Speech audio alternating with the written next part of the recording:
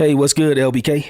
Robert Jenkins here in Moon Mind Productions, coming with the latest episode of the Southwest Digest podcast, and I'm joined by my brother, Kham Miller. What's up with you, Kham?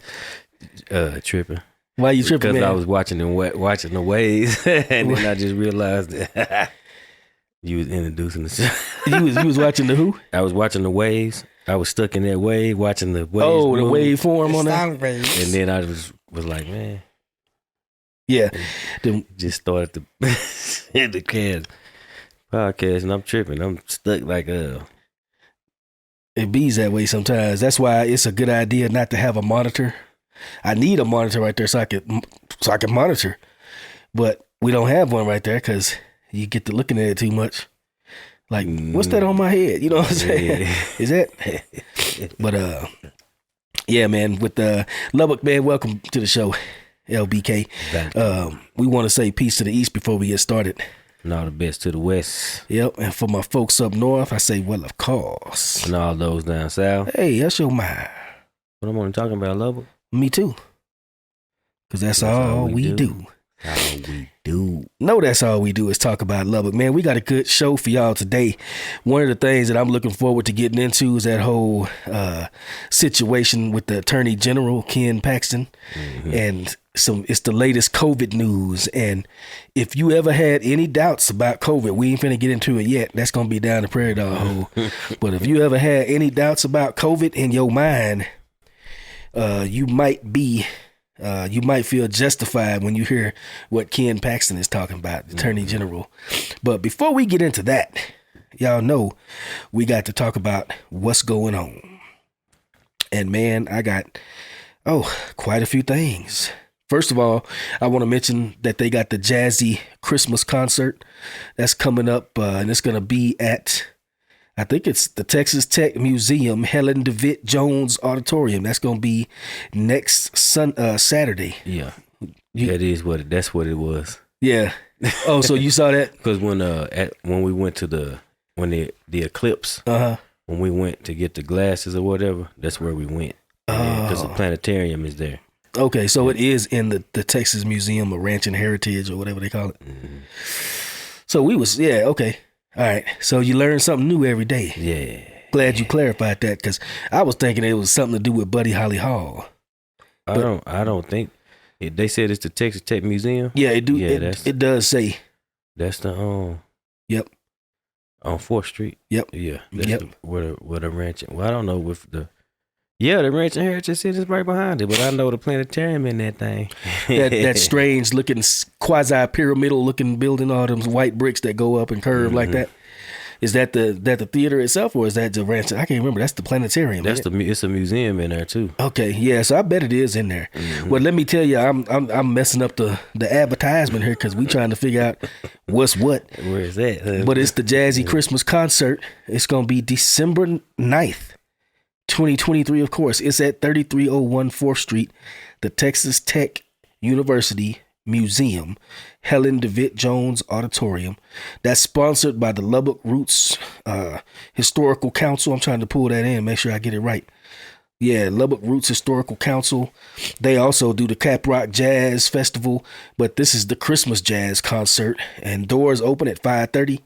There's a scholarship presentation, which I think is the whole point of I think it's a fundraiser for a scholarship, if I'm not mistaken. Mm-hmm.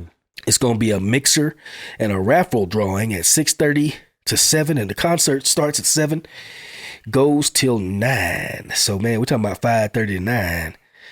You're going to be up in that camp, and Southwest Digest crew, part of us, some of us going to be there. Yeah. If you would like to join us, I think we may have a table. I could check on that, and we'll see. If we can actually, if that's going to be the case, you know what I'm saying? It's a musical. It's a jazz concert. And so let me tell you who there. Tom Braxton, local saxophonist. I like saying saxophonist. Got Chantel Stubblefield Bagley. You got Joy Harris. She cool. Bass. Be hitting that bass. And you got Sheena Fadei Flores.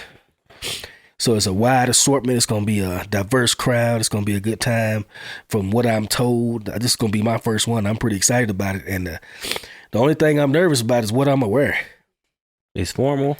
I don't think it's formal. I think it's just it's a concert. It's a jazz concert. You're going to dress to impress.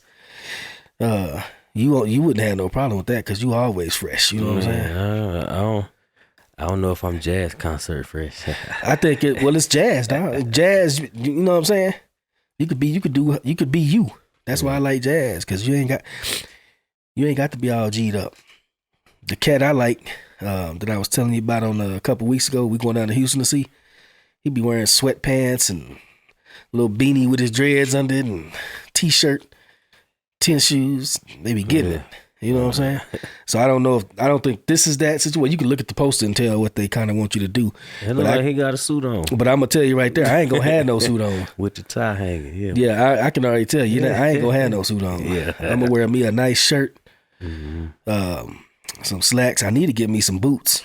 Some cowboy boots, as old dudes say. Yeah, I'm tap dance. I want to tap dance to some jazz. If you could tap dance to some jazz, man, we're going to have to, man, we're going to have to, I was going to ask you, you going to hit that Be Legit? That's tonight, ain't it? Nah, I was. Yeah. But, why you change your mind? I got to work tonight. Oh, well, there you go. There you go. Yeah. You got anything else over there? I got quite a string of stuff here. Mm-mm. Well, let me just run through these then. I ain't gonna even talk about the Be Legit because that's tonight, and if you don't know about it, you ain't gonna be able to make it. But they do got the senior. Well, I mean, I don't think they. Unless they just want to get together and get their clothes on it, because it started like 10. Yeah. They got the senior day out though. That's actually December 20th, 2 p.m. Ages 50 plus. That's that joint. Everything is 50 plus, and now I'm 50. I'm sure noticing that. I was like, man, I feel like everybody cracking on me. 50 plus. Christmas party. That's a good club, man. Yeah, it is a good club to be in, I guess. But the Christmas party, senior day out, Wednesday, December 20th, 2 p.m. Ages 50 plus. I'm going to be there chilling. Most likely, 1836 Parkway Drive. For all y'all unaware, that's the Patterson Library.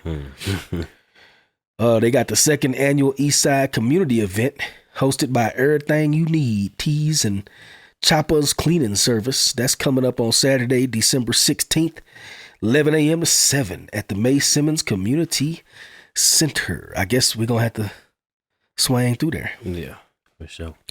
Take some pics and talk and yap and stuff. Do what we do. And stuff like that. They're going to have the Lubbock Ballet Nutcracker there too, special guests. Yeah, May Simmons Community Center, Saturday, December 16th, 11 a.m. to 7 p.m., the East Side Community Event. Look like, bringing the city to the E. Our hood, our kids, our families, our city. And showing love at the same time. So, y'all get out there and check that out. One thing that I didn't get to do that happened yesterday that I really wanted to check out is that, you remember when we was at that Black Business Holiday Bazaar? And we talked to that young man that was the police officer, and he said he was having that fashion show. I think his company is named Chosen One. Okay. Oh, it's too slick for me. I was reading, I was like, it's a Cho Ones and I'm like, okay, I knew that. I should have known that.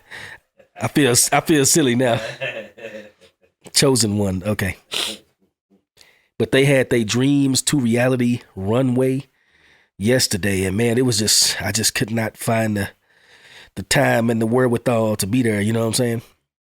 I sure wish we had made it out there though, because it was a fashion show and all kind of cool stuff.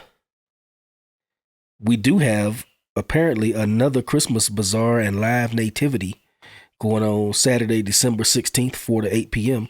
And that's going to be back at the Celebration Christian Center. And that's over there at 8001 Upland Avenue. We had a good time there when we went to that. You remember that, buddy? When we went to that event a couple of weeks ago, the Inclusive Fall Festival. Oh, yeah. That festival, the Inclusive Fall Festival. Yeah. Do you have a good time out there? I did. Yeah. For all that's unaware, man, you can look at the Southwest Digest website. That's Southwest Digest at substack.com. And you can see the pics. You got Mr. Nugent riding the horse out there, man. I thought he was going to be like high old Silver up in his mug and take off. I was like, be cool, buddy. Because he had a fierce look of determination in his eye. You know what I'm saying? I must say, man, you always get to ride horses. Now that I think about it, I got about 5 or 6 different photos of Nate on horses at different places. You know what I'm saying? What's up with that, man? I don't know. Do you want us to get you a horse? No, I'm good. we don't have a house for that. No, we don't. We need a barn or whatever. A farm, but Yeah. we don't have the space or the permits for that. Or to know how to even have a horse. That's the main thing right there. Well, anyway, man, you gonna need more. You need a horse iron can jump a corral fence or that- something. A horse can jump a fence, no problem. Well, And how you do that? Something just ain't right. Of course you get saying that. It just ain't right. Something. Yeah, hello. Hello. that's funny. We gotta watch out for Uncle Ray because he can sing. Yeah. He can sing better than me. Well, he got 2 voices, and that was one of them. That was your Keith Sweat voice. Yeah. Yeah, man, we just had a little bit of moment of technical difficulties, but hey, we kept it rolling because that's how we roll. You know what I'm saying? Yeah. Once we get rolling, we don't stop. Like J. Rue the Damages say, let's do that joint we did the other day. All right, it's no turning back. Mm-hmm. Patch it up in the process. For real. So what was we just about to get into it? We had kind of finished up on what was happening, and what's going on. So tell us about, if you don't mind, man, get into a little bit. You've been over these highways and byways lately, huh? Sorta, yeah. What they call that? Regional. Regional what? Driving. Regional driving. How far you been? Where you been? Just probably Roswell to like Abilene. You know what I'm saying? Roswell to Abilene. Did you see any UFOs out there? I did see what I guess either it was SpaceX or shooting star, but I think that the meteor shower is still in up until December 18th, I think. Really? So it might be like between midnight and like 6 a.m. Twilight, what they call 30 is the best time you can see it. Huh? When I saw it, it was. That's great late to see some videos. Mm-hmm. And that's why I say when I saw it, it was closer to between 5 and 6 a.m. morning. Mm-hmm. Ooh, man, you be overnight driving in. When I was a young man, I would have been cool with that. Now I don't know because I'm so used to, working that day shift, so to speak. Mm-hmm. I don't know if I can hang with that. Yeah, well. Anything interesting happened while you was out there on the road, man? Hopefully not. I know. Huh? Just get there safe and get back safe. Yeah, that's all I'm trying to do, without incident. You understand me? So I don't know. Nope. Yeah, you got the cameras going, Nate? Mm-hmm. No, you don't. I think you. I was wiping. You realize you're on mic, right? I know. Yeah. I ain't gonna cut that out. So, hey man, by the way, last week we thought we was gonna have a real good down the Prairie Dog hole for y'all, and I wanted to mention just at the beginning here, man, we had some technical difficulties on that episode, but we finna get what we had. We had all the bros back in the studio. Not all the bros, most of the bros in the studio. And we was talking about some crazy events that happened, like serial killers and skinheads, and that we personally experienced. Real stuff. We don't be making nothing up around here, man. This is all real. Unfortunately, we are a skeleton crew around here, you know what I'm saying? So you got one or two pairs of eyes and ears where you need about 5 or 6. And it turns out that we lost, well, some of the audio was good, but me and Kham's audio was not good. And then our video was good, but they video wasn't good. So it's like, man, you just can't put it together right. Yeah. You know what I'm saying? I was like, but I do want to say we gonna get back in the studio with the bros next week, and we're gonna retell those tales from the crypt, basically climbing out of mental grave. What y'all know about that? And because it's really interesting conversation. You know what I'm saying? That's why I was curious. What's the weirdest thing you ever seen while you was out driving on the roads?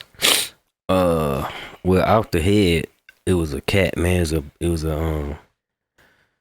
It was before they had knocked down Tech Ghetto. I used to stay on 9th Street. There's some apartments on 9th Street, and I was coming back from the east side, and I was coming down Broadway. And it's probably, I used to listen to Coast to Coast. Oh, of course. With George Newry? Art Bell. Art Bell. That's when it was Art Bell. And I'm just riding, chilling, you know, downtown raggedy anyway. You can't skate. You can only do about 15 righteously without tearing your muffler combustion chamber. I take exception to that. Downtown. You know I say downtown. It's not raggedy. It's historic red bricks. Historical red raggedy bricks, man. Tell you that'll have your load raggedy too. Yeah, I know you do. You come through need to slow it down. Come through there if you want to. Right. Man, I'm telling you, something gonna be hanging or rattling. For real. But yeah, I like historical. I ain't saying that. I'm just saying it is what it is. It is what it is. They can at least put some type of sealant or something on it to smooth it out where you can still see what it is. Yeah. It looks like brick, but it's actually smooth enough to not feel like we in a wagon riding across it. Yeah, that's why it's historical, man. That's why I ain't with that. Yeah, everything in history ain't good. You know what I'm saying? They need to some stuff might need to be modernized. But I'm sorry, man. Pray continue with your story. Now, okay, driving back across, coming back from the east side down Broadway, chilling, listening to Coast to Coast. And it's a cat walking across the street, but I'm not driving fast.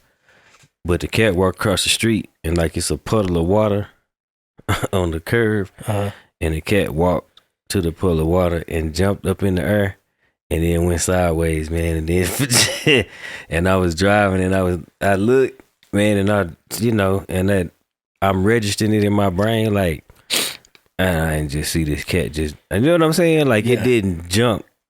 It jumped straight up in the air and then it moved across. So it jumped up and then moved at a right angle. Man, that sounded crazy.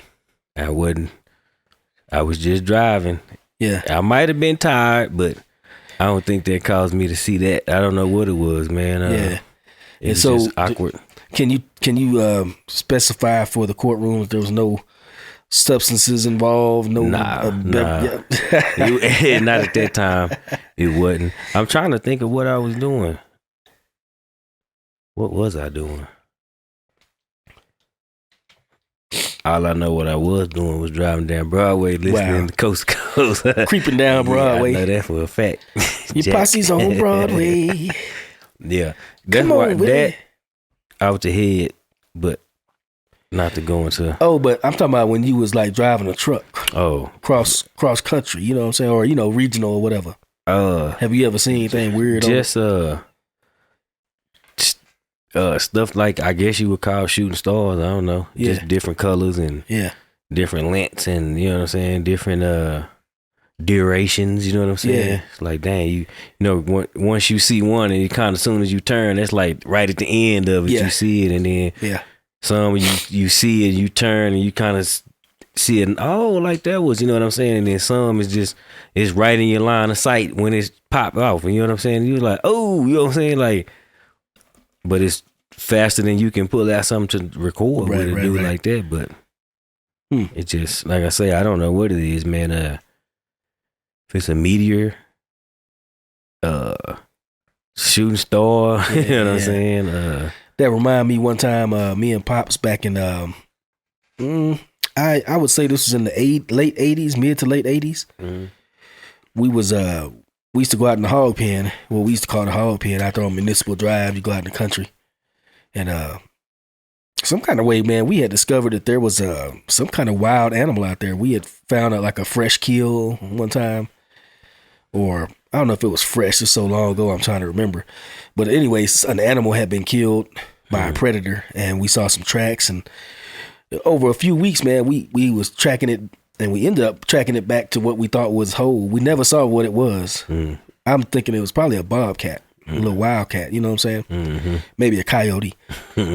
It's hard to tell. But when you were talking about them shooting stars, so one night me and Pops was out there. We was in the truck sitting out there, and we had the lights off.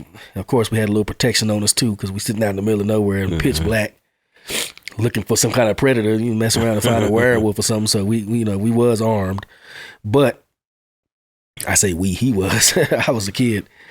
But so while we sitting out there in the middle of nowhere in pitch darkness, like you said, a big old bright falling star just lit up the air like and hit the field out in front of us somewhere. You know what I'm saying? I thought that was amazing. We was like, oh, look at that. And I kind of wanted to go see, could we find it? It hit the ground where y'all was at? Well, it was probably, I bet it was 200 yards off. You know Something that fell out there? Yeah. Man.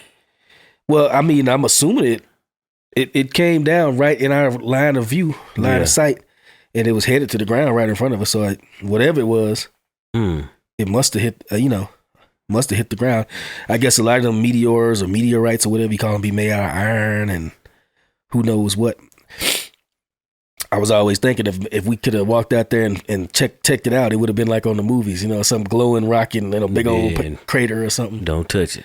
I was going to touch it because I feel like if I touch it and put my fingers in my mouth, I turn to that plant dude. You be out of there. Yeah. You remember that Tales from the Crypt or Tales from the Dark Side? That movie. It wasn't the TV series. They made a movie of it, and the dude touched that meteor. I can't remember. It was hot, and he put his hands in his mouth, and he started turning into a plant. So some moss or something like that over time. That's why I wanted to touch. No, I wasn't going to touch it. I'm joking. Yeah, see? I wasn't going to mess with it. You out of there with you're going to be out of there with that. Yeah. I was not going to mess with it. But yeah, we do a lot of that kind of stuff, man. When I was a kid, we used to do a lot of that. Go out in the country and look for whatever, just hang out and chill. I was going to tell a story, but I ain't going to tell it because it involved an animal, some wildlife being shot with a BB gun. And I don't know, that might give people the wrong impression. Yeah. And better yet, it might have been something illegal, something endangered or something. He'll get on here and incriminate myself. You know what I'm saying? Don't do that. It wasn't. I don't think it was nothing endangered. Yeah, don't do that. But man, we used to hang out in that hog pen quite a bit. We had my family, my aunties and them had a church down that road, and they used to stay out right at the hog pen. And that church is still there. That's where we had Grandpa's funeral at. And that church is still there. And I remember when I was a kid, man, we was out there for something, and we used to have to go. I used to stay with them. They used to babysit me. And that was their church. So it was like a lot of family members and extended family members that I didn't really know. They used to go to that church. And I remember that church used to be spooky to me because they be up in there talking about catching the Holy Ghost. And when you like 4, you know what I'm saying? They talking about the Holy Ghost. That ain't no comforting discussion right there. I don't know what the Holy Ghost is. You know what I'm saying? All I know is I don't really too much want to see him. Yeah. And talking about catching the Holy Ghost. And they used to catch the Holy Ghost, and how people catch the Holy Ghost and get out there, and I don't know, they be falling out and dancing and stuff, you know what I'm saying? And I was like, yo, that's horrifying. I do not want to catch the Holy Ghost. And I remember one time it was me and some other cats that I don't even know who they were, some kids, and they was waiting on us to catch the Holy Ghost, saying we should come up to the front or something. And man, when I catch the Holy Ghost, bro, I would like it to be something spiritually inspiring situation happening where it helps me contribute to my fellow human, you know what I'm saying? Mankind out here doing the Most High's will and work. Yeah. Not jiggling and jumping and screaming and popping, but yeah. I don't mean no disrespect and no offense to nobody, you know what I'm just I hear saying? that. With me. Yeah. not catch So the you ain't Ruach. never caught the Holy Ghost Ruach. before? What's Muach? Not the Ruach is just Hebrew for the Holy Spirit. Oh, Holy Spirit, gotcha. Yeah, but no, not like that. In any way, have you ever caught it? I don't know. I don't think if I say that, I guess not. I don't know. Yeah, because if you had, you probably would know. I guess, but I'm just saying, I don't think it was. What do you gauge that on? Right. I mean, it's gauged on how other people say they caught it. No, I've never had it like that. You know what I'm saying? I've never had anything that made me want to jump uncontrollably and jerk and, you know what I'm saying, and scream and run around the church and stuff like that. I haven't. Yeah. I haven't caught that. I never have caught it, man, but I almost caught it. I felt it coming on one time. And it's the weirdest situation. We was in Houston. I think we was in Houston at my wife's sister's church, I believe. I think that's what it was. It don't matter. We was at a church in Houston, and it was a church that, you know, wasn't our home. We ain't from. Well, she's from Houston, but we were visiting. We were at some strange church or new church or whatever, and the something was. The preacher was preaching, and he was whooping and getting it in. You know, he was reaching that fever pitch or whatever, and the room had a charge to it. Now, you know, it did have a charge to it, and people was catching the Holy Ghost and falling out and stuff. And something happened that I had never seen before that I didn't know what was going on. And this whole time while this charge was going in the room, I could feel a strange energy coming in me. And he was talking about speaking in tongues and the Holy Spirit was moving and stuff. And I could feel something like, it was very, I don't know how to explain it, man. It was a feeling of discomfort. Like I had to move, you know what I'm saying? It was, I was feeling itchy almost, not itchy physically, but itchy in the spirit, I guess. And I was I felt like I was about to lose control. You know what I'm saying? And right when I was about to, like, maybe, I don't know, jump up and start dancing or something, apparently somebody fell out in the back on the floor. And I had never seen this before, where somebody in the front, the people that work at the church, the deacons and ushers or whatever, they got up and took a cloth back. And now I know what that is. They covering up for modesty. So when you fall out, they don't, if your dress fly up or something, they'll cover you up for modesty. But I didn't know anything about that. I just saw some people get up with some white cloths or something, moving swiftly to the back. And now keep in mind, I'm right here feeling twitchy and itchy, about to do something. And when I saw them going back, I started looking back, and the preacher, you know how the preacher talk to you and he be talking to you. He saw me about to look back, and he was preaching, yeah, and when the Holy Spirit is moving, and that's that shit. But as I turned my head, he said, and you don't need to be looking back at the back, because it don't concern you what's going on back there. And when he said that, I stopped in mid-turn, and I realized, he talking to me. And right when he said that, I lost that whole itchy energy feeling that was coming. It was rising. It just dissipated. So I didn't do nothing. I just ended up going deflating. But I think it felt like I was about to catch something. You know what I'm saying? Like I was about to start moving. That's the closest I ever got to the Holy Ghost, or to catching the Holy Ghost. Yeah, bro got a Jason. He got a pretty interesting experience. Next week we need to remind me to mention it to him. Yeah. You can tell, he has a pretty. Yeah. Nate, have you ever had any kind of weird, interesting religious experience?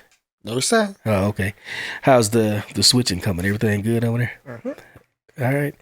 Well, man, I don't know. This I guess we'll get into what you bumping, and we need to figure out what song we've been bumping. And I'm having a hard time at this moment figuring out what song have I been bumping. But I will tell you, the other day at work, we was filming a podcast, and one of my work colleagues, he's a tall gentleman of Caucasian persuasion. But one of the things I always say when we wrapping up a shoot, when it's successful, I say, boom, get chopped. You remember that? The click. The click. Mm-hmm. And I don't know, that song is totally unsuitable for the show. I don't think it's possible to make a clean version of that song. You know what I'm saying? No, it ain't, because you have to cut too much out of it. But when he said that, it was funny because I always say boom, get chopped. And then when we wrapped it up, he said, as Robert would say, boom, get chopped. So it was like, I got my kids saying it, everybody around here. Like you say, though, I don't think my wife digs that saying. Yeah. She chips her teeth at me every time. Hey, yeah, you suck your teeth. The kids like it. I think it's funny. I think it's cool, but she just, yeah. But that's not really what I've been bumping. That's just one of the songs that came to mind when we was talking about music. You ain't listening to nothing cool while you was out there? Nah, man. Lately, the last couple of days, man, it's really been like podcasts and ebooks. What podcast you been peeping out? Man, I do a lot of jumping around. One of them is he's a Moore's World TV, but he does a lot of I don't watch it all the time, but it's interesting because it's like he's pointing out he calls them grifters. Oh yeah, in the community, whether it's the conscious community, like Moorish people, whoever, like Moorish Science Temple, like that. So whoever, like he was on Tariq Nasheed head for a minute, and I don't know how I feel about him. I haven't peeped him out enough. Tariq Nasheed to every time I see him though, he seemed to be saying something controversial and. Check that Moore's World TV out. I'm telling you, the videos where he talking about, because he is interesting what he talk about, and he bring the receipts with it per se. You know what I'm saying? So it's interesting to see, man, like what's real and what's not, and then what people fall for. Man, it's crazy. Give me like an example. Like you can be talking some good stuff and be very knowledgeable and very articulate and well dressed, and a straight crook. Oh, of course. And you gonna win. People go by appearance and how you sound. You know what I'm saying? And it's when you look at it, the whole packages of everything, like that's just what it is. People just getting over, man. Like, but if you actually gaining something from it, I guess you donating or cash apping or whatever they do, I guess that's what you supposed to do. But I don't know, you know, like I'm just real objective on everything, you know what I'm saying? Yeah. And I just feel like my opinion is not black or white, right? 99.9% of the time, you know what I'm saying? It's always in gray areas and everything. Like it could be that but you gotta factor in this. You can't because if you build you know what I mean? And I'm just try to cover all bases of things. I mean, I don't know if it's possible or impossible. Maybe some impossible feats, but kind of like we were saying the other day, man. Who was it, Socrates or Plato or whoever said, the only thing I know is that I don't really know nothing. Every time I think I do start having a decent understanding of something. So, you know what I'm saying? Something happens. Yeah. That's like, well, dang. I don't think it's some stuff isn't meant to know. What is it? An unknown, known knowns, known unknowns, and unknown unknowns. But some Donald Rumsfeld. But that's the truth. Like, it is true. Some things that go on in the world because we're not evil spirited, you know what I'm saying, type people. Like we can't fathom some of the things that are actually going on in the world right now at this point in time, somewhere. Yeah. It's something unimaginable going on. Right. You know what I'm saying? Right. And it's being done by some people that you would never imagine doing. That's the crazy part about it, man. Yeah, this is one of the, in my opinion, man, that's one of the biggest things, and this is going to lead into our discussion about Ken Paxton and COVID and all that stuff. This is one of the things one of the reasons that many people, I think, refuse to see some of the stuff that's going on, because you're imagining other people in power as being like you, but people in power are not necessarily like you. You forget that power corrupts, and absolute power corrupts absolutely. Absolutely. And if you got mad money involved in something, or mad potential for power and control over other humans, the only people that want to be in those positions are people that you and I cannot identify with. That's what I'm saying. It's people that's gonna perpetuate the cycle of rottenness. You know what I'm saying? Basically, you know what I mean? And it's not people that actually get in the positions and think that they can make a change. Yeah. Like eventually a point comes to where either they're gonna be compromised or they're gonna be pushed some type of way. They're gonna be discredited or Yeah. And from what I understand, my understanding of it, and I ain't never been in no high positions of power, but reading about people who have been and who have analyzed power politics and stuff like that, power elite analysis, I guess you call it. They say that you don't get to be in any positions of authority and influence unless you have dirt on you. It's just like being in a gang. It's exactly like being in a gang. You got to do some dirt to get in a gang. You got to jump somebody. You got to kill somebody. You got to steal something. You don't get to be in a position of power unless they have dirt on you. And that's one of the things, like, my background is in intelligence. That's one of the things that's one of the easiest ways to get intel out of somebody. If you got a target, some person that knows something and you want them to cooperate with you,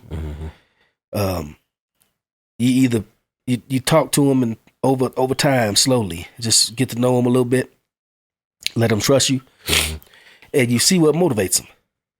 What do they need? You talk to a cat long enough, you're gonna find out he need $400,000 for his dad's surgery. Oh, really?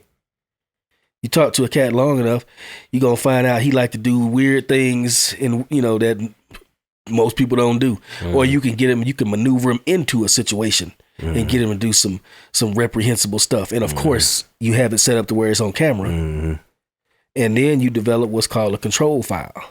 And that control file is what you have on people to do exactly what you said. Whatever information you have on somebody to make them do your bidding. And that's why you don't get to be. Because, in other words, the people that benefit from the way things are, they ain't going to let it easily be demolished and taken away from them. Yeah. It's just like what you were saying, what you were calling the job, like we were saying, to do it in the community, only to a certain point, because if they actually succeed, what's going to be there won't be a need for them or their job, and it's all the same thing. And I was telling my wife there, man, like, this system is set up on misery, man. Like, it's got to be people suffering. Like, it has to be. You know what I'm saying? Like, that's how it's set up. Like, the majority of people are barely making it. And then it's a small few through all this that's getting richer and richer. Right. Because the position that they in and the understanding that they have of certain things, but it's not a common knowledge for the people. You know what I'm saying? Right. So they winning. Everybody else down here fighting and scratching for crumbs. And these people building $1 million bunkers in the middle of the ground. Yeah. With more food in that bunker than we could stack up in a year. You know what I'm saying? Yeah. And that's just something that's in a bunker. That ain't even saying right now where they at. Right. And you see it all the time. But it gets to the point, people, you won't believe me. You won't believe that people are capable of doing some of the things they are because you're measuring them by yourself. But you're just a regular person. We're just, me and you, we just regular dudes. We ain't never been in charge of some huge intelligence apparatus. We ain't never been in charge of the National Institutes of Health. We ain't never been in a situation where we have our finger on something that can make millions of dollars if we do this. You see what I'm saying? So we can't fathom what these cats will do. That reminds me of Robert F. Kennedy, he has a book called, I think it's called The Real Anthony Fauci. And I got it on my nightstand. I haven't cracked it open yet. I've been intending to read it, but I'm always reading, so I got a never-ending book list. And sometimes I'll be shuffling them, so that when I moved it down. But in that book, from what I understand, he details exactly who Anthony Fauci was and how he pulled the same stuff during AIDS that he pulled during COVID. The exact same playbook, the exact same rules, scenarios. It was just AIDS versus today it was COVID. Anthony Fauci used to be considered a villain in the 80s. And right there, how long has this dude, how is it possible that he been 40 years since I was a kid, he been in the same high echelons of power over the medical system? Killing people, the stuff he supposedly did with black and brown orphans up in New York City, I think it was, giving them AIDS and not treating them or something like that, and they finding bodies, and man, it was just, people would say, "Oh, that's preposterous." Yeah, because you're judging by yourself and people you know. You're not the proper yardstick for that. If you was in his position, what would you do? If you had the ability to make millions of dollars. People don't know, for example, like those cats at the National Institutes of Health and stuff like that, when they pass a vaccine, if they get a vaccine or any medication out into the public, into the market, and it becomes something that's sold, they get royalties off of that for life. Up to, I think, $150,000 a year, $130,000 a year, something like that. So what incentive do you have to not put a bad medication out? You can't be sued in the case of vaccines. You know what I'm saying? So I ain't never been in that situation. Yeah. I've never had my finger on the button of that kind of power. Yeah. I guess you gotta have a conscience, man. I feel like I wouldn't give in. You're right. I don't see how you could possibly be evil like that. That's evil. And it's I mean, I would say to an extent where it's full disclosure. A full understanding of what's the risk and what's going on with it and what it is, what it does. And then it's your choice if you choose from this point, but all the information you need to know is laid out and there's nothing hidden, no fine print. That's cool. That's a choice. That's just like somebody buying a pack of squares and smoking them. You know what I'm saying? Like, it's not good for you. It's chemicals. It's killing you. This and that. But at least that's a choice, a conscious choice that somebody's making. That's a difference. Like, I don't know if people understand that. Like, people can say, "Oh, well, how can you do this, that, and the third, but then you do this?" Right. Like, don't that contradict everything? And it's like, not really, because that's a conscious choice. Right. To say, I know the risk and everything that comes with this, I'm cool with that. Yeah. All this other stuff that I'm not asking for, don't just slide it up under the ingredient label. I don't want that. You know what I'm saying? I don't want those chemicals. I hear you. In me or ingested that. You know what I'm saying? Yeah. And it's just a choice. You know what I'm saying? A preference. Just like an alcoholic beverage, non-alcoholic, dairy or not. You know what I mean? Like, so some people don't eat pork. Yeah. Some people do. Same person that don't eat pork might smoke or, drink alcohol or whatever. But these are choices. And just even like vegans, everything vegan is not healthy. Just because it's not meat don't mean that it's healthy. I was going to say, what I mean? in my personal opinion, and this is nothing against vegans, but I look at, what is that? Form follows function. The way something is designed, it tells you what it's made for and what it's supposed to do. And we have teeth that grind veggies and grasses and stuff, molars, but we also have incisors that tear meat. So that tell me we wasn't designed to be vegans. You know what I'm saying? And no successful human society, to my knowledge, has ever been totally vegan. And in fact, I was reading something the other day, and they was talking about, I think it was Plato. He had his The Republic, and basically it's a scenario in there for how to make a new world order, a pyramid scheme where there's a few people at the top that control everything.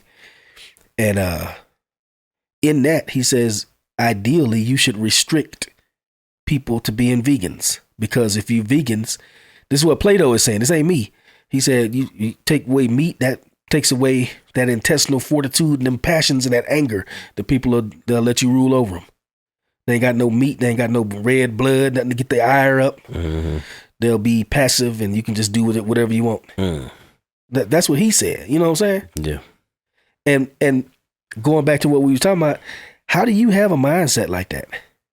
Who do you think you are to be determining how you gonna rule over people, and we gonna feed them only beans and veggies, and so we can keep them docile? You know what I'm saying? That's a foreign mindset right there. And that's. But you know what's crazy is that some people don't have structure, and they need that. You know what I'm saying? They need that to give them that structure in their life of what. So in other words, some people need to be ruled over or want to be. I think so, because so many people look at the same thing that everybody else is looking at and don't see a problem with it. You know what I'm saying? Right. It is what it is. And you better not. And you better. And you know what I'm saying? Yeah. That's like they got that kind of conversation for you. So it's like, all right, you know what I mean? To each his own though, you know what I mean? Yeah. Because at the end of the day, who really knows? Going back to that, what do you actually on know? our level, who really knows, man? On the common man's level. Yeah. The only person I know is God. I say person, but spirit, whatever. But he, I will say, I think he speaks to you, but he don't always be clear with the way he's speaking. Was that Pastor Stubblefield was talking about the 3 ways he speaks to you? Through other people in the spiritual, in the physical world, and what was the other one? Oh man, I got to rewatch that episode. The hearing it 3 times. Oh yeah, hearing it 3 times from 3 different people and stuff like that. Y'all better peep that out. Pastor Stubblefield dropped some pretty interesting stuff on there. Look down on the page there on Southwest Digest at substack.com. Y'all will see it. 3 ways God speaks to you, for real. Yeah. And we just told you 2. You got to go look for the 3rd one. Yeah, exactly. I'm gonna go rewatch that episode myself. And by the way, I think that's a paid episode. So I don't know. Sometimes you gotta give up a little something in exchange for some of them jewels. You know what I'm saying? It ain't just anything worth having is worth giving up something for. You know? Yeah. For sure. I feel that way. So, and we kind of beating around the bush here, but everything we just said goes right into down the prairie dog hole about the Ken Paxton and the COVID lawsuit. So I guess we'll go ahead and launch into that, man. Let me pull it up here.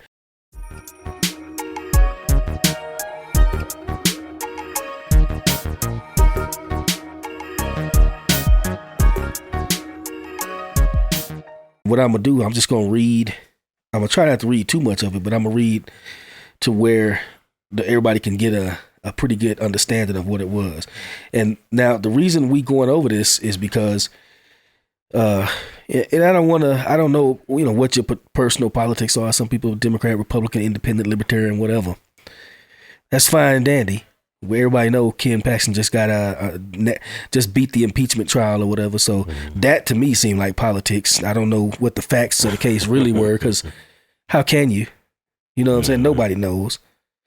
But Ken Paxton, I will say, is one of the reasons that we came back to Texas. Because we saw we was in some places up in Virginia and Maryland where it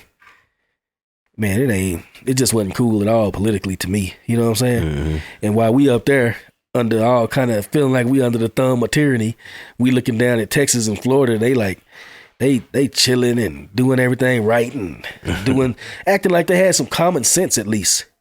And Ken Paxton was one of those cats that was acting like he had some common sense. And one of the things that he is currently doing, this directly has something to do with Lubbock, because this court case is being handled in the district court of Lubbock County, Texas. And what it is Ken Paxton is suing Pfizer, the vaccine manufacturer, because they lied. He claims they lied about the effectiveness, knowingly lied about the effectiveness of their COVID vaccine. And what he's saying to me is 100% true, because I was aware of this probably 2021. You know what I'm saying? The people that I listen to, the analysts and stuff like that, they were saying the same thing 2 or 3 years ago. So for him to come out now and say the same thing, and we got the legal brief right here, so we're just gonna read it. State of Texas is the plaintiff and Pfizer is the defendant in the District Court of Lubbock County, Texas. Excuse me. It says, to the Honorable District Judge, the COVID-19 vaccines are the miracle that wasn't. At the end of 2020, the defendant, Pfizer, broadcast to the world that its COVID-19 vaccine was 95% effective. Based on this and other statements made by Pfizer, touting the efficacy of its new vaccine, Americans were given the impression that Pfizer's vaccine would end the coronavirus pandemic and lift the omnipresent veil of fear and uncertainty from an anxious public. That's some pretty highfalutin language. He said, placing their trust in Pfizer, hundreds of millions of Americans lined up to receive the vaccine. But contrary to Pfizer's public statements, the pandemic did not end. It got worse. More Americans died in 2021 with Pfizer's vaccine available than in 2020 with the first year of the pandemic. This in spite of the fact that the vast majority of Americans received a COVID-19 vaccine, with most of them taking Pfizer's. Indeed, by the end of 2021, official government reports showed that at least in some places, a greater percentage of the vaccinated were dying from COVID-19 than the unvaccinated. So Pfizer's vaccine was plainly not 95% effective. And he says, how did this happen? How did Pfizer's vaccine achieve such widespread adoption yet fall short of the stated goal of ending the pandemic? In a nutshell, Pfizer deceived the public. First, Pfizer's widespread representation that its vaccine possessed a 95% efficacy against infection was highly misleading from day one. The number was only ever legitimate in a solitary, highly technical, artificial way. It represented a calculation of the so-called relative risk reduction. And this right here is something I've been learning about for years. And it's why I have the whole thing I believe medically, my whole mindset is informed by stuff like this. Once you know about relative risk reduction versus absolute risk reduction, once you read that and understand that, you'd be like, oh, wait a minute. Hold on. Wait a minute. Whoa. What? Yeah. So let me go on, because he even explains it right here. Mm-hmm. He said, let me go back to that last little thing, the last page. I'm pulling it up on my phone, but yeah. So he says that number, that 95% efficacy, was only legitimate in a solitary, highly technical, artificial way.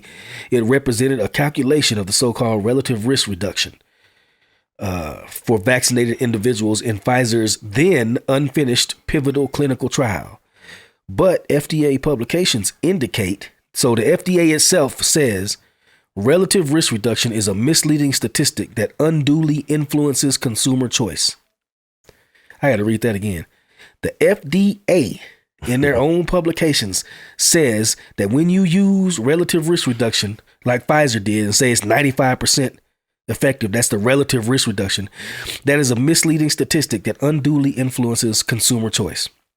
Indeed, according to the FDA, when information is presented in a relative risk format, the risk seems large. The risk reduction seems large.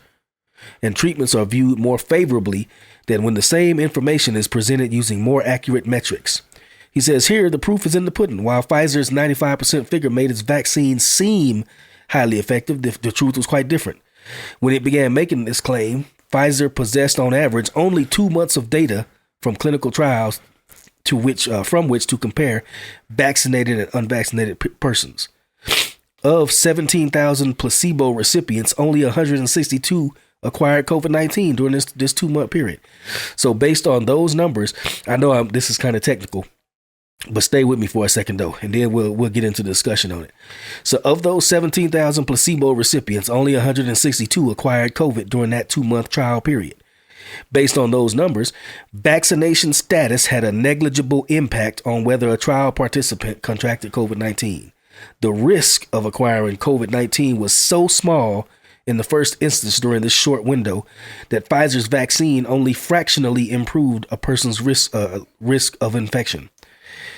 Here it is right here. And a vaccine recipient's absolute risk reduction, the Federal Food and Drug Administration's preferred metric, showed that the vaccine was merely 0.85% effective.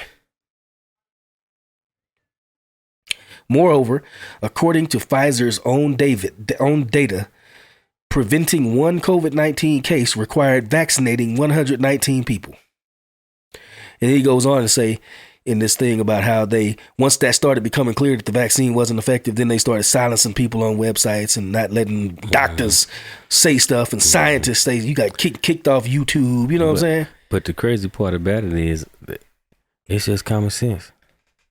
I didn't need anybody scholastic genius to tell me that they didn't have the proper data. Right. On that vaccine, it happened too fast. Too fast. I'm just saying. And I was like, nope. I don't want no flu shot. I don't want nothing. And I'm sure not all of a sudden y'all just jump over with this. Nope. I don't do needles. I don't do none of that. They done made a vaccine in the bathtub last night. That's what I'm saying. My thing was just no, period, because I don't do shots. Me either. So I don't care what they was talking about. Yeah. I wasn't finna get it. You know what I'm saying? Yeah. I was like, okay, what I got to do? Oh, wash my hands even more than I do. Yeah. Oh, make sure I can do all that. Yeah. I can do all that, but I'm not finna do I'm not finna go get no toxic cocktail shot. Yeah. Witch's brew injection. Yeah, whatever that is. Yeah. No, let me remind me about washing your hands. Say when we get done with this conversation, tell me to come back to washing your hands, because I'm gonna roast somebody up. But let me just read this again, because come on, man. So, dude, a vaccine recipient's absolute risk reduction, according to the Federal Food and Drug Administration's preferred efficacy metric, showed that the vaccine was merely 0.85% effective. And it's not just the COVID vaccine. They always tell you the relative risk reduction, which makes it, it's 95% effective. It's 82% effective. The absolute risk reduction is always less than 1% for every vaccine you look at almost. Put it like this, every vaccine I done looked at. So why would you take it? And everybody knows this to be true. How many people took the flu shot but get the flu? Because they're giving it to you. I'm telling you, that's another reason why I did not want. I don't do shots. It's like, how you going? I don't. You got it. Of course you got it. They just gave it to you. You just sat there and roll your sleeve up. Yep. And accepted that. I'm cool. I don't want that. I don't want none of that. I will tell you what. When I was in the military, man, one thing I didn't think about when I joined that mug is how they like to shoot you up with stuff. Mm-hmm. I was thinking about, start a glorious career, learn a language. Oh, yeah. Got the basic training, and them fools hit us, walking down both with people on both sides. And I was like, what? What? Man. And then everybody got sick in basic, of course, because of that. And then the other thing that happened to me with vaccines in the military, when I was at Goodfellow, I got a flu shot. It was probably the first flu shot I ever had, I think, other than whatever they gave us in basic. And they gave me the flu shot. And then a few days, the next day or two, I felt sick. And I got real sick. Got the flu. And then I just fell off the cliff and got tonsillitis. Dang. Tonsils swole up. You turned to an elephant, man. What they do to you, That's bro? what I'm saying. Brother lost 25 pounds because my tonsils was so swole I couldn't eat. I could barely drink warm water. You know what I'm saying? Whoa. I ain't never been sick like that in my life. Up to that. Yeah. I don't think I had ever had no vaccine. They give you rubella or something, man? They gave me monkeypox in the throat and stuff. You know what I'm saying? Sheesh. But yeah, that's what I'm talking about right there. So I say, man, Ken Paxton, go get him. Get him. Y'all might get mad at me. But if they had signed that clause or whatever where you can't sue him, yeah. How does it change what he's doing? So apparently he kind of explains later in the lawsuit, like, yeah, normally you can't sue vaccine for injuries, but this is not the injury. This is because they lied about the effectiveness. Okay. And in Texas, you can't lie about a product like that. And I thought it was a long thing, a long affidavit or whatever. And it looks like I saw in there it was like I forget the dollar amount he was going over, but I got to recheck it out. But anyway, we're going to put a link down to this study down here in the sections down here under the podcast, because I want y'all to check the whole story out. And don't be mad at me and don't take my word for it. I mean, a lawyer, the Attorney General of Texas, is not going to bring a suit like that unless he think he got a chance of winning the case. Mm-hmm. And I tell you what I'm going to do, man. I'm going to try to show up at that district county court or whatever. I got to talk to some of these cats I know, like Adam Pirtle, that's a lawyer. Like, where is that, first of all? And second of all, can I go to that? Mm-hmm. And if so, man, I'll take a day off of work and go sit in on that mug and take some notes. Yeah. Because I feel like that's one of the reasons we came back to Texas, because they had common sense about that whole pandemic, that plandemic, I call it. Yeah. For real. Because it was just, I mean, I understand the need for concern, but like when panic supersedes common sense, come on, man. You know what I mean? Yeah. Like, come on, man. Yeah, that's what made me super skeptical to begin with. They were scaring you too much.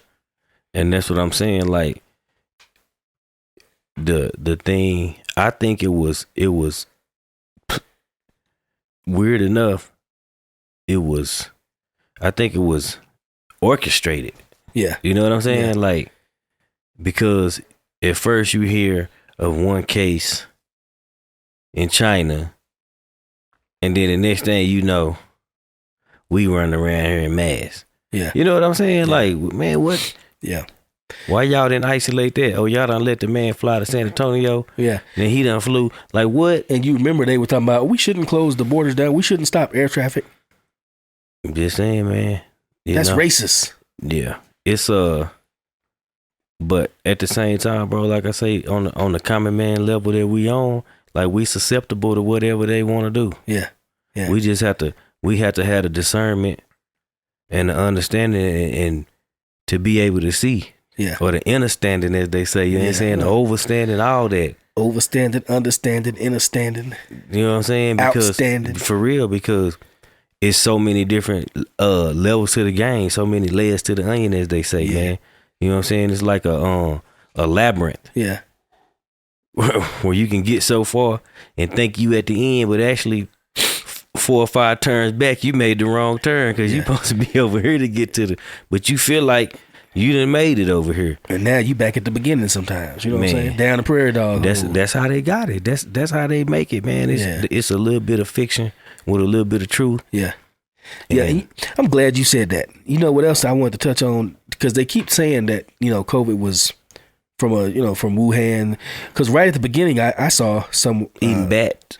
Well, no, right at the beginning, I saw where they were saying it was made by Fauci funded the lab. Mm-hmm. And that was the first thing that came out. Yeah, the first when that was the first time they said something. Then you never heard that again, right? Because Fauci made a concerted effort, him and his cronies, to squash that news and kick anybody off social media that was talking about it.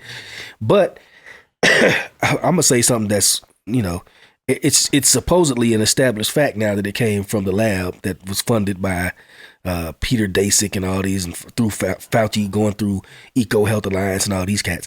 But I think that is a misdirection. I do not think it came from a lab. I'm not 100% sure it was a real thing that existed, because if you get into how they did the PCR tests and all that, the whole thing is doubtful and fraudulent. Mm-hmm. It's not clear that there was a virus. Yeah. You know what I'm saying? Well, I would say from that aspect, but it was something. It was something, but I don't think, it's just like you saying, I don't think it was whatever they're trying to say it was, but it was something that was making people sick. You know what I mean? Like, it was something that was making people sick. Yeah. Maybe it was the flu. Yeah. You know what I'm saying? Like, maybe it was genuinely a strain of the flu that for that year that came around, and they kind of meshed. they at the same time that COVID was racking up these numbers, the flu almost disappeared. So that's what I'm saying. See, like they can't isolate one single thing to say, okay, this is the COVID virus or whatever. Yeah. That's what I'm saying. Yeah. So it's something people was catching. It had to be the flu. It was just a bad strain of the flu. Right. For that time period that people were catching and depending on your immune system. Yep. Depending on the severity of how it was, because like when I got sick, I wasn't really sick. Like I wasn't tired. My body wasn't hurting. I wasn't aching. I didn't have a stuffy nose, runny nose, nothing. The only thing that happened was I lost the taste and smell. You know what I'm saying? Yeah. And the only thing I did was eat peppers, man. Cayenne pepper and jolly peppers. Yeah. Like that's how I knew I didn't have taste when I was eating a jalapeno. But you know how them peppers, they gonna open your sinuses. That's why I was eating them. So like getting that mucus out, and then doing like the sea moss and all this stuff. With the what? The sea moss? Sea moss, yeah. And what's that? It's like seaweed. Oh, sea moss. Sea moss. Sea moss. Oh, sea. I thought you said like the letter C. No. Sea moss. Yeah. And that's really all I did. And it was like probably maybe a week tops that, and then I was cool. But I didn't never get, you know what I'm saying? Mm-hmm. So I will tell you, this gonna be real. This gonna be real deep down the prairie dog hole right here. But I'm starting to wonder if viruses are what they say they are, and if they do what they say they do, because there's a whole school of thought called terrain therapy, and then you have viral germ theory versus terrain theory. That's the two big schools of thought on why do people get sick. And Louis Pasteur and all his cronies kind of popularized germ theory, that these invisible things floating in the air come get you. They weren't even able to even discover viruses, but they already had a name. They called them viruses. Had never seen one, didn't have powerful enough microscopes. There was just a theory. And here's the thing why just to kind of gloss over it and simplify it a little bit. One of the reasons I'm not sure that viruses are what they say they are is because, they have not been able to take a virus and using what they call Koch's postulates. It's like 4 steps. It's common sense steps of how to prove a virus causes a disease. You get a bunch of people that have the exact same symptoms. You take samples from them, mucus and spit and, whatever. And you isolate the virus that you think is there. You take that virus, you have to be able to give that virus and only that virus, not a bunch of other stuff, not the rest of the fluid that came from the person, just the virus, give it to another person, and they got to get the exact same illness. And you got to be able to take the virus back out of them and compare it and say, yep, that's the same one. Well, guess what? That's never been done. Yeah. Never been done in an experiment before. People will say, oh, that's crazy. This is what I'm talking about. We can't imagine the level of evil and the nonsense that goes on. And it may not even be evil. I think it's evil, but it could just be people committed to believing in a certain school of thought. And they only look for that answer down that particular path.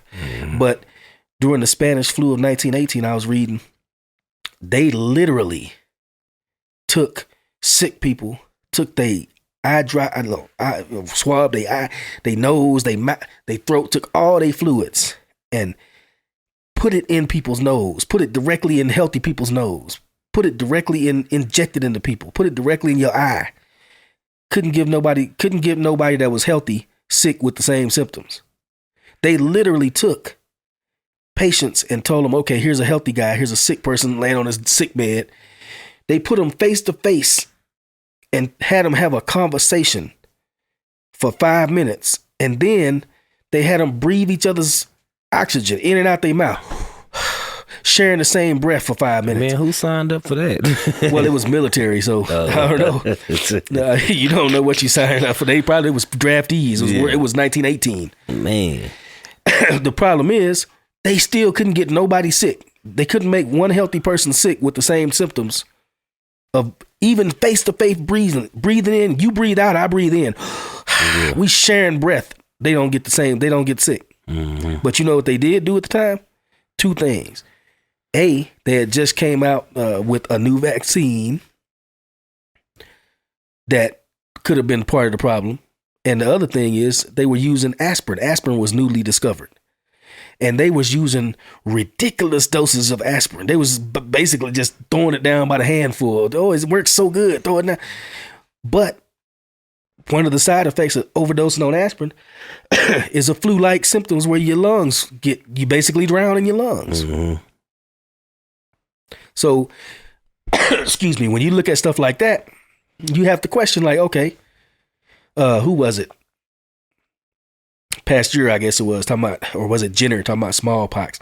Both of them cats did the same experiments where they would literally take fluid out of a sick animal and put it in a healthy animal to the point where, excuse me, I think it was Pasteur. He had to drill a hole in a monkey's brain, in his skull, and put the fluids of another sick monkey in it. Couldn't get him sick. Why would he drill a hole in the monkey head, man? Because it wasn't working by breathing and putting it in his nose and putting it in his mouth. That didn't work. He wouldn't get sick. So he finally drilled a hole in a skull, and then I think one of them got sick. Like, that's not even how it works. Man,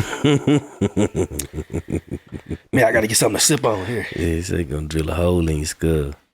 With it was the same thing with polio. Couldn't get people sick with polio. I think that was the one where they drilled the hole in the monkey's brain, and they couldn't get it through in breathing it in, putting the fluids in his eyes and his mouth and his nose. So finally, they drilled a hole and put some ground up monkey brain from a polio monkey.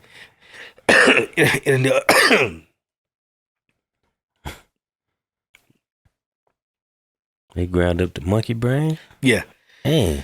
And then he finally kind of showed some weird symptoms. But I'm like, dog, in his brain, of course he gonna show some weird symptoms. So that's why I say I'm not 100% certain that germs are what they say they are, that viruses are. And you can get, well, I think we've been going for a minute now. I don't want to go too much deeper, but maybe we'll get into that on another show. Like, what are viruses? And to me, it seems like viruses, you know how shrimp, you talking about you don't eat scavengers? Viruses are scavengers for us. Yeah. That's the theory in terrain theory. So when you get sick, when you get poisoned by something that you ate or something that's in the air, chemicals, radio waves, wireless signals, those are all radiation. Mm-hmm. When you get poisoned through whatever means, your body tries to get that poison out of your cells and out of your body. And it looks like viruses are actually little sacks of poison that come out of your cells. They don't actually, because when you look at them in a microscope, you're taking a photograph basically. So you can't tell if it's coming out of the cell or going in the cell. You see what I'm saying? It's just a packet of DNA or RNA that's just kind of sitting there. So it's like if you rolled by somebody's house and took a picture of a dude standing in the doorway with the door open and 1 foot out. It's just a snapshot. You don't know if he's coming in, going out. Yeah. So that's how microscopes are. You look through a microscope, is that virus going in the cell or is it coming out the cell? It's hard to tell. And these things called exosomes look just like viruses. They are exactly the same as viruses. You can't tell them apart. But you'll see them on a microscope, like a powerful electron microscope, and it's like, is that coming out of the cell or going in the cell? You can't tell. And they look just like so-called viruses. So the theory is viruses are like when you see somebody taking the trash out their house. That's what your cell is doing. That's what a virus is. It's a little vesicle full of poison that your cell is detoxifying itself from, putting it out on the curb, so to speak. Mm-hmm. So it's like, Now I ain't no expert on this. I'm just a dude that read and is I would say rightfully skeptical about stuff. Yeah. And that makes more sense to me than some invisible enemy floating in the air. And by the way, when you got an invisible enemy floating in the air, what can you do? You can make everybody scared. Which, by the way, when you're scared, your immune system don't work well. So it's easier to get sick. Yeah, it's I don't know. It was crazy to me. It was just crazy to me, man. Just how people start panicking and. Well, it seemed to me that it was it was set up to make you panic. But that's what I'm saying. Like, out of all of that, like if you trying to be healthy, then be healthy. Right. Make healthy choices. Yeah. You know what I'm saying? It's not a magical pill. Yeah. A magical shot, a magical tonic. You know what I'm saying? Right, man, it's just, this is what I'm trying to get on. Eat less, eat better, move more. Yep. That's pretty much it. You know what I'm saying? Yep. In a nutshell. In a nutshell. Yeah, in a nutshell. Now, I wanted to get on something real quick. Oh, you said to remind you of So I got a little scratchy throat and stuff, and I've been trying to eat a lot of soup and a lot of broth lately. And I've been on the what they call it. I want to call it pho, but it's not pho, it's pho. You know what I'm talking about? Them Vietnamese noodles. It's like ramen. It's the same thing as ramen, but it's the real stuff. The Vietnamese version of it. Anyway, man, I went to, I'm going to say the name of it. I went to Hawaiian Poke and Ramen over there by Tech. And the other day, because I had me some ramen the day before, it was good. I said, let me find a closer joint. So I went over there and I go up in there. And man, you talking about how people, they sanitation and they washing their hands. Okay. So I go up in there, I park in the parking lot, and as I'm walking up to the place, a dude comes out, a little Asian guy. I didn't think nothing of it. He walks down the sidewalk, I walk in the door. He walks out the door, down the sidewalk, I walk in the same door. A couple minutes later, while I'm standing in line, trying to figure out, they got a weird menu. He's like, what? I'm kind of baffled. I'm sitting there looking. The same dude walks back in the door. I looked back when I heard the door. I saw him walk in. He walked right past me, directly around behind the food where he was finna serve, and said, all right, can I help you? And I didn't mean to say this. It slipped out because I was kind of taken aback. But he said, hi, can I help you? And I was like, yeah, if you wash your hands. And pretty much. And he was like, sorry, what? I said, I did my hands like that. I said, you gonna wash your hands? He's like, oh, I got gloves. I got some gloves. I said, well, you gotta wash your hands, man. I'm finna put on gloves. You still wash your hands before you put them gloves on, sir? Man, you gonna touch your dirty hands on the gloves to put them on. Yeah, that's why I don't eat out, bro. So right when he didn't act like, he was militantly opposed to washing his hands. He was like, I'm finna put on gloves. I just did like this. Walked out. Pretty much. I couldn't believe we was going back and forth about it. I'm telling you, man, it's just certain stuff. I don't know. I can see something going on with the way something being prepared, and I'm cool. I'm straight on that. We good. I don't want it. Yeah. That's all right. You can keep it. I don't want that. Yeah. Like we were at a pizza place. I had took the girls, and we sitting there, standing there watching them make the pizza and all that. And I just noticed, man, this dude is tossing the dough up. His arms is hairy, man, and the dough all on his arms. He flipping the dough. All on his, you know what I'm saying? And I was just telling the girls, like, yeah, I ain't coming here no more. Like, I'm not. That, you know what I'm saying? That kind of spoiled my appetite, man. That's thinking a little about much. That man arm hair in my pizza dough. You know what I'm saying? Like, I don't want that. That's not cool. I don't know. Some people feel like it going in that brick oven or whatever it is. It is. It's probably going to be 400 degrees. It's probably going to kill all the germs, but certain things I don't need to see. That's what I'm saying. Like a chicken get his head twisted. I don't need to see that. I eat chicken though, but I don't want to see when I see that, I don't want to eat chicken. You know what I'm saying? Yeah.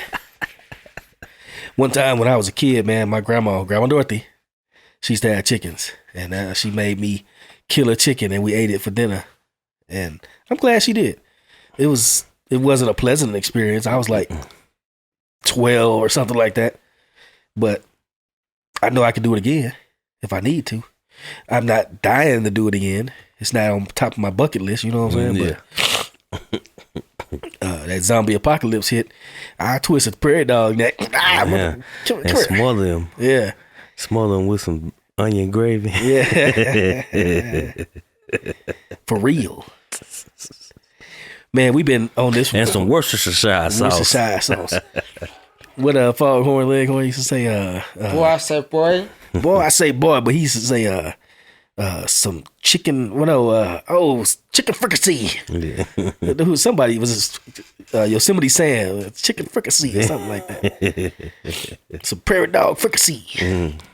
All right, y'all. We coming up out this prairie dog hole. We've been down there for quite a while. Man. Yeah. That shot wasn't no good. That jab, as they say. Mm-hmm. I had a partner that got it, man, and he told me that he ain't felt the same since he got it. You know what I'm saying? What'd he say he feel like? What's different or what? Just he ain't really go into detail, but he was just like his body ain't right. So I don't know. I don't know. Man, that is all I can say is go Ken Paxton, go. For real. And with that, I guess we finna go, man. Thank y'all for sticking with us, LBK. Look for us out and about. If you got someplace you want us to be, man, shoot us a comment down here at southwestdigest.substack.com or tell swd@gmail.com. Yeah, let us know. Someplace we need to go, where you want us to go. And we'll pop up. That's how we prefer to do. We just pop up like, hey, what's up? What's going on? All right, then, I guess without further ado, man, we will bid y'all adieu. Thank God for showing mercy on me. Brought me home to the plains at the age of 3. Occasionally, I strayed from the nest, but I always come back to the best. LBK, love a TEXAS.